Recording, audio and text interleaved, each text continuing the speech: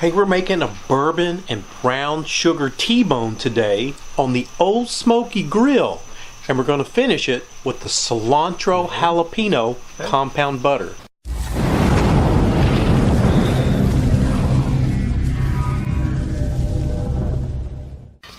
I've got a half of a stick of salted butter. I've got a half teaspoon chopped garlic. I got a half of a diced small jalapeno. Ends up being about a little less than a tablespoon. You want to dice it fine, okay? What I've got here is some cilantro paste. You want to put about, oh, this is new, sorry, got to open this up. That's about, what would you say? Half a teaspoon, between a half and a whole teaspoon.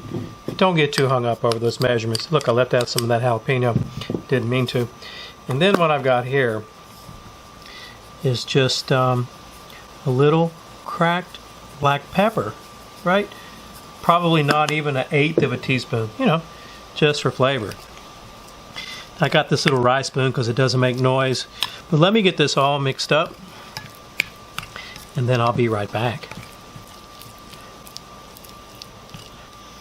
Okay, I've got my butter all mixed in. And what I've got here is a little plastic wrap. Okay.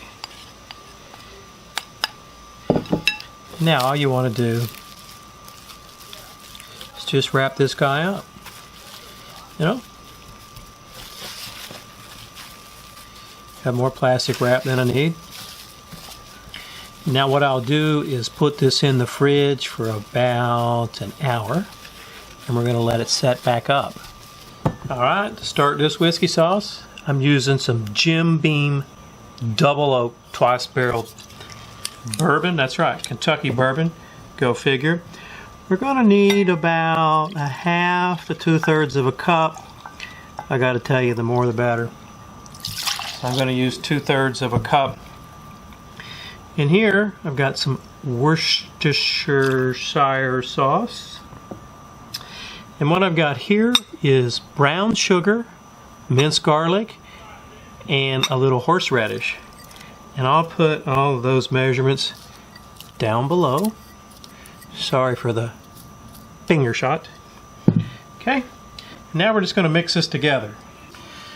Okay, just want to blend it all in.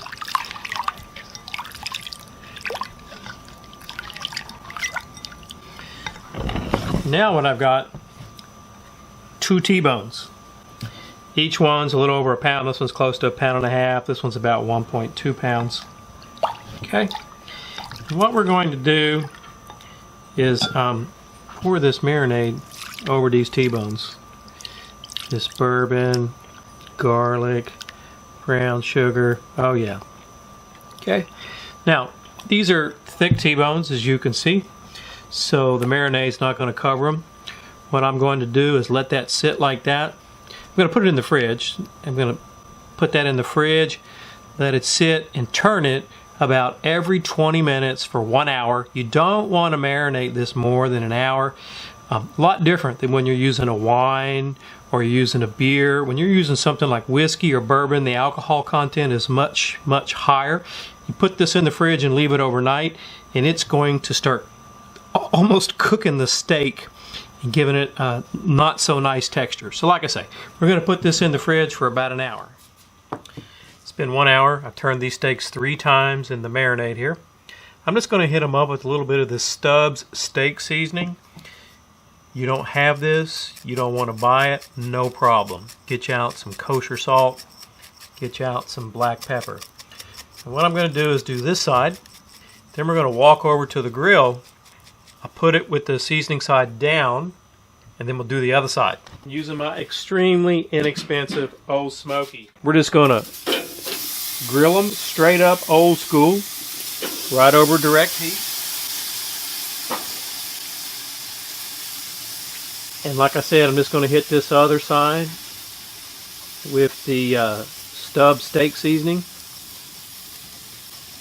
I'm going to put the lid on these guys, keep a close eye so we don't burn them. Man, that is hot, hot, hot.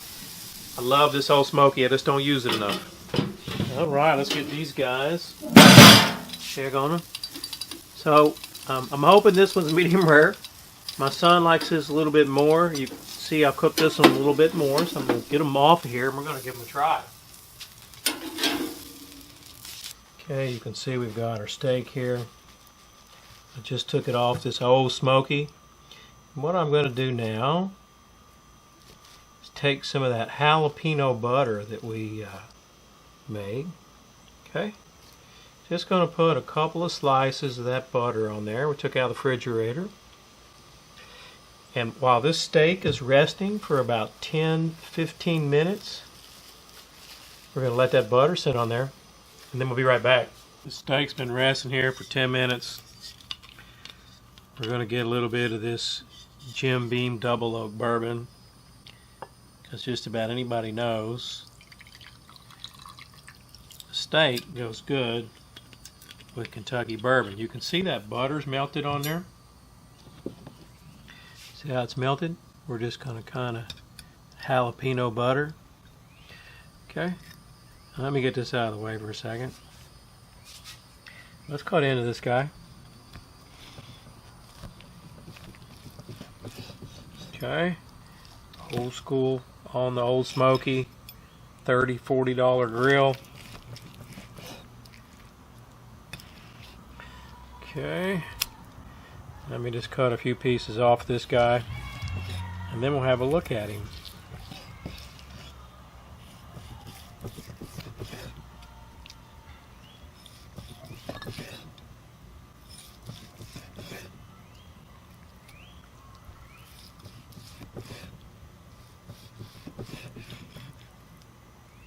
Okay, let's have a look.